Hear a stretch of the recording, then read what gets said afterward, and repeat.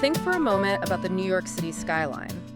Beyond the sheer height, the impressive scale, what stories are those buildings etched against the sky actually telling us? That's a great question.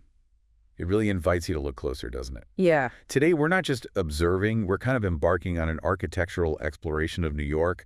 We've got insights from, well, quite a few places. Oh, like what? We're looking at a history of New York in 27 buildings, Wikipedia's overview, a really interesting Reddit chat on SoHo's cast iron, Okay. village preservation on Gothic bits, the Smithsonian's take on tenement life, Untapped New York on SoHo ironwork again, the science survey on changing styles, Oh, quite the list. the NYC broker defining pre- and post-war, and City Signal on Beaux-Arts. Yeah. So, yeah, a lot to draw from. Okay, so let's unpack this. For you, the listener, our mission really is to get beyond just seeing old or new buildings. Right. We want to understand the key architectural styles, what defines New York City, and maybe more importantly, the history sort of embedded in them. Exactly. And the first thing, maybe the most fundamental thing to grasp, is that New York is just constantly changing. It's dynamic. You definitely feel that. Scaffolding everywhere, right? Always something being built or rebuilt. Almost a permanent feature. Yeah. And it speaks to that ongoing evolution. And in a place that dense, I mean, where does the space for new buildings even come from? Well, almost always. It means older structures have to go. It's this continuous cycle. Yeah. Demolition, construction, repeat. Huh. And if you look back, the Great Fire of 1835 was a real turning point. How so? That's when the city really moved away from wood.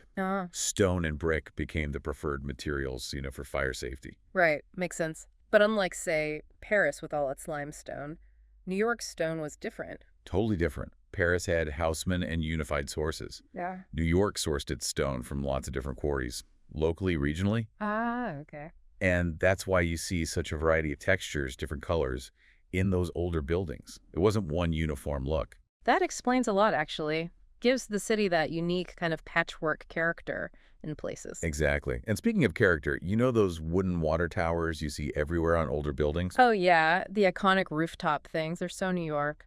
But why wood? And why so high up? Seems counterintuitive. It was all about water pressure. Back in the 19th century, the city's mains just couldn't push water high enough for taller buildings. Ah, okay. So buildings over 6 stories basically had to have their own water supply on the roof. Yeah. Gravity fed. Wood was just a practical, available material for the tanks. Wow. So a basic engineering problem created one of the city's most recognizable features. Pretty much, yeah. Okay, let's jump ahead a bit. The skyscraper. New York is skyscrapers, isn't it? It really is. I mean, this is where the skyscraper concept truly took off. It completely changed the city, shifting districts from low-rise to high-rise. And there was that whole race for the world's tallest title. Oh, absolutely. Huge competition. Think of the New York World Building in 1890. Held the title briefly. Then the Park Row Building in 1899. And the Park Row Building is still standing, right? One of the earliest ones left. It is a real tangible link to that early ambition to just build higher. But as buildings got taller, that must have created other problems, like blocking sunlight. Exactly. That led to the 1916 zoning resolution. Super important piece of legislation. Why was it so crucial? Its main purpose was literally to let the sun hit the streets. It mandated setbacks. Setbacks. Yeah, buildings had to step back, get narrower as they went up. Uh-huh. And that requirement, that tapering shape, had a huge influence on design especially. Art Deco. You got it. Art Deco. Now that is a style. Very distinctive. We're talking 1920s, 30s. Yep. The Roaring Twenties, the Depression era. Art Deco is all about those geometric shapes, linear designs, the tapered tops, often dramatic steel spires. It's got flair. And New York has some absolute gems. The Chrysler Building, just breathtaking. The details, the spire. A masterpiece, definitely. Yeah. And then, of course, the Empire State Building. Can't forget the Empire State. Tallest for so long. Held the title for ages, even regained it briefly after 9/11. Now surpassed, obviously, but still. Yeah. It's the Art Deco icon, maybe. Shreve, Lamb, and Harmon design. First over 100 stories. The observation deck is still a huge draw. Millions visit every year. Then there's 30 Rockefeller Plaza, too. Right, the centerpiece of Rockefeller Center. Sleek, slim, and that frieze over the entrance. The Lee Lowry one. With the Isaiah quote, "Wisdom and knowledge shall be the stability of thy times." Yeah, that one adds a whole other layer, doesn't it? It really speaks to the era's ambition. And remember, there was serious competition back then. The race to the sky. Between 40 Wall Street and the Chrysler Building. Both vying to be the tallest. It was intense. Like the buildings themselves embody the city's drive. Okay, so after Art Deco, things shifted again, mid-century, international style. Yeah, the international style came in. Much more about function, less ornamentation. Think clean lines, glass, spiel. Examples in NYC. 330 West 42nd Street, it's an early one. But the big one, the really influential one, is the Seagram building on Park Avenue. Ugh, the Seagram, that bronze-looking tower. Very sleek, very modern. Designed by Mies van der Rohe Yeah. with Philip Johnson. Those bronze mullions on the outside are key. Its design was copied everywhere. So that leads into the post-war era, say, 50s to the 90s. Roughly, yeah. And that period sees a lot more variety. It's not just one dominant style. What defined those post-war buildings generally? Well, often better amenities, more focus on getting natural light in, sometimes more affordable than pre-war buildings. But downsides too. Yeah, sometimes lower ceilings, maybe a more minimal look. You hear people call them white brick boxes or red brick boxes, which isn't always fair. Right. But that era also gave us incredible stuff like Frank Lloyd Wright's Guggenheim Museum. Totally unique. Oh, definitely. Instantly recognizable. So, okay, that's post-war. What about the flip side? That pre-war charm people talk about. Pre-war. Generally, we mean early 20th century, sometimes late 19th, though the exact cutoff is debated. And the appeal is? Character. Definitely character. High ceilings, hardwood floors often, unique layout sometimes, and thick walls. Good for soundproofing. You really feel the history in those places. But I've heard they're mostly co-ops, not condos. That's usually the case, yeah. And renovations can be tricky, more expensive. Fewer built-in amenities like gyms or pools compared to newer buildings. Example. Oh, classics like the Dakota, the Osborne, even some early Art Deco like the Chrysler or River House sometimes get lumped into pre-war. Interesting. Okay, we've covered big styles, timelines, but what about specific materials? Like cast iron in SoHo. That seems like a whole story in itself. Oh, SoHo is fascinating. It's like a living museum of 19th century cast iron architecture. Why SoHo specifically? It was a major manufacturing and commercial center back then.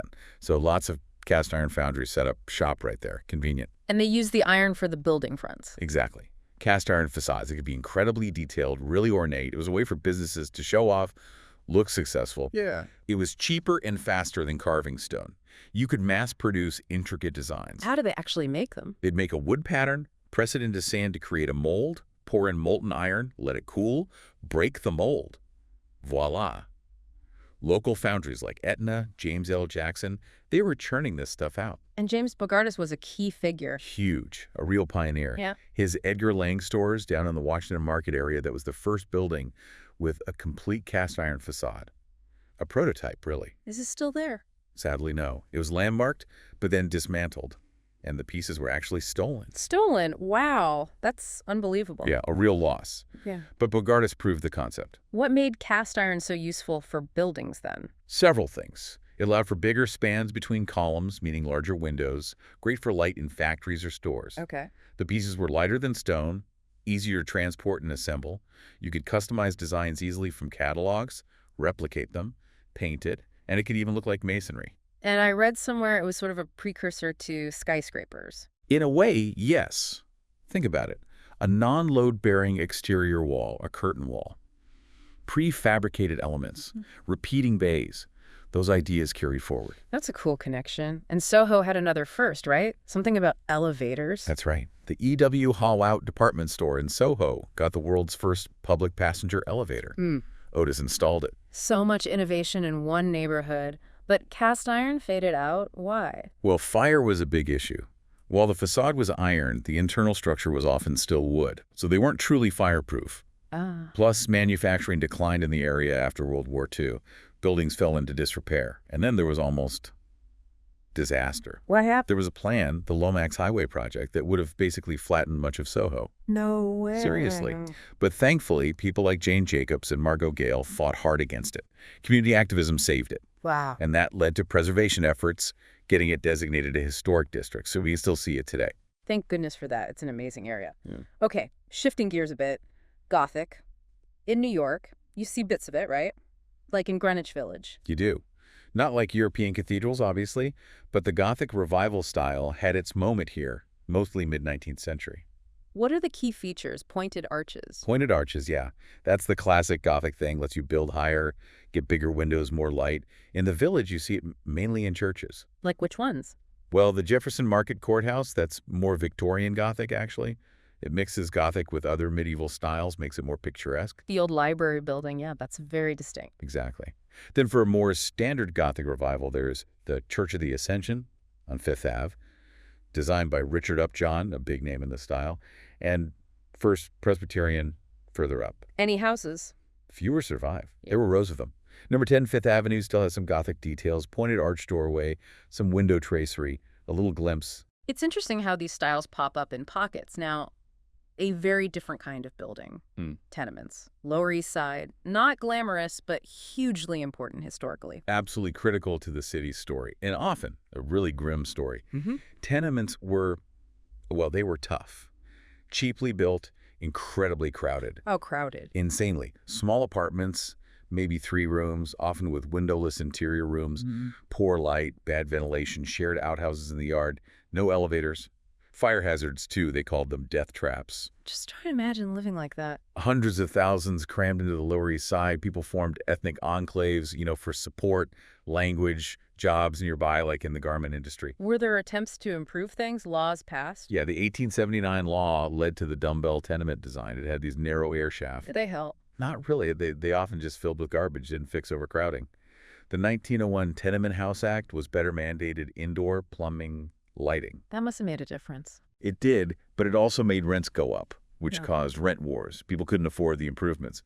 There was actually a mural study by George Biddle called Tenement that shows just how packed it was. A tough reality. Okay, let's swing to the complete opposite end of the spectrum. Beaux-Arts, the Gilded Age style. Right, total opposite. Beaux-Arts is all about grandeur, opulence, comes from the École des Beaux-Arts in Paris. Her characteristics. Ornate, lots of classical details, columns, statues, garlands, very sculptural, very symmetrical, three-dimensional. It screens wealth and power. Perfect for the Vanderbilts and Astors, then. Exactly. It was the style for mansions, major public buildings, kind of an architectural arms race among the rich. Figures like Richard Morris Hunt, Charles Fall McKim brought it over. McKim, Mead, and White was the go-to firm. We still see lots of it, right? Grand Central. Grand Central is prime Beaux-Arts. The Met Museum, the Woolworth Building mixes it with Gothic. The Frick Collection, Washington Square Arch, the main New York Public Library. The Library of the Lions. Yep, that symmetry, the grandeur classic Beaux-Arts. But it faded too. Why? Art Deco came along. Felt more modern, more streamlined, less excessive maybe. Post-World War I sensibilities shifted away from that kind of Gilded Age extravagance. Styles change. Which brings us to something more recent. Minimalism. Yeah. That Science Survey article talked about it causing some friction. Yeah, minimalism is definitely a style that divides opinion. Stripping things down to essentials, not much ornament. Been around since mid-century, still very present. And the criticism is that it can make the city less interesting, less unique. Especially when architecturally significant older buildings get torn down for plainer minimalist ones. like the Singer Building being replaced. That's a famous example. The Singer Building, the City Investing Building, both had real character, replaced by One Liberty Plaza, which is functional. It raises questions about cultural value. And there's a link to gentrification. Often, yeah. These new minimalist buildings tend to be expensive. They can become visual markers of neighborhood change, rising costs, displacement.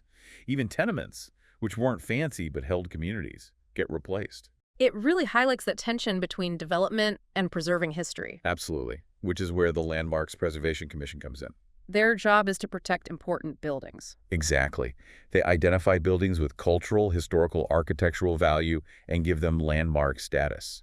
Protects them from being torn down or altered too much. It's a balancing act, I guess. For sure.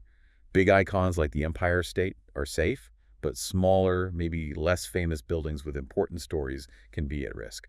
So, wrapping this up, we've gone from early stone and brick through the race to the sky with Art Deco, the details of cast iron, the grandeur of Beaux-Arts, right up to minimalism.